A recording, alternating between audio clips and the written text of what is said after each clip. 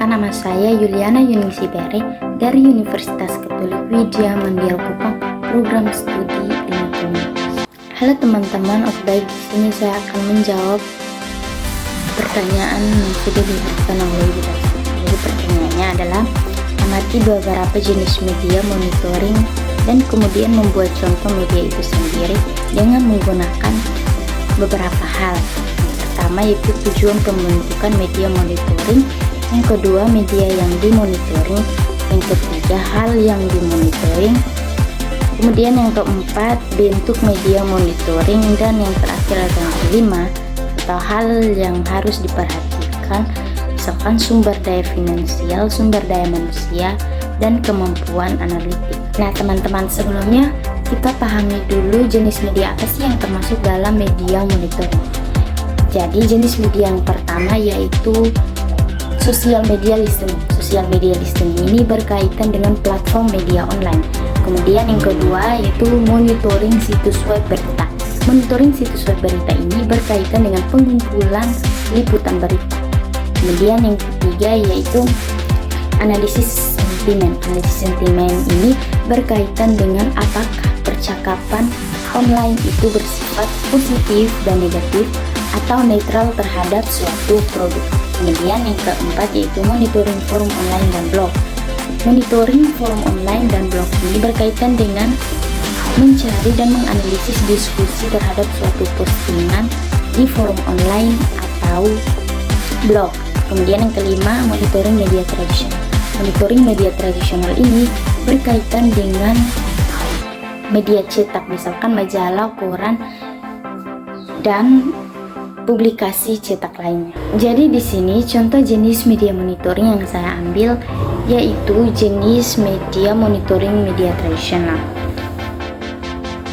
Monitoring media tradisional yaitu berkaitan dengan memonitor koran, majalah, dan publikasi media cetak lainnya untuk mendapatkan pemahaman tentang bagaimana merek atau topik tertentu yang diliput dalam media tradisional.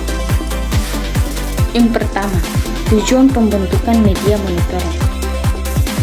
Tujuan pembentukan media monitoring yaitu untuk memonitor liputan dan opini di koran sehingga memahami bagaimana suatu peristiwa atau topik dipersepsikan oleh masyarakat.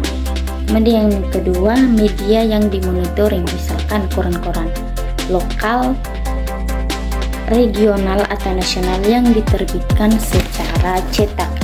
Kemudian yang ketiga, hal yang dimonitoring. Hal yang dimonitoring itu mencakup artikel editorial, iklan, dan surat pembaca yang berkaitan dengan topik atau merek yang diamati. Kemudian yang keempat, bentuk media monitoring. Dalam media tradisional, pengawasan biasanya dilakukan dengan dua cara. Cara yang pertama yaitu membaca dan memantau setiap edisi koran yang relevan untuk mendapatkan informasi terbaru.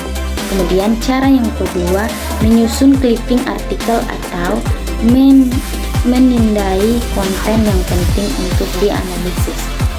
Kemudian yang kelima, hal lain yang harus diperhatikan. Yang pertama, sumber daya finansial.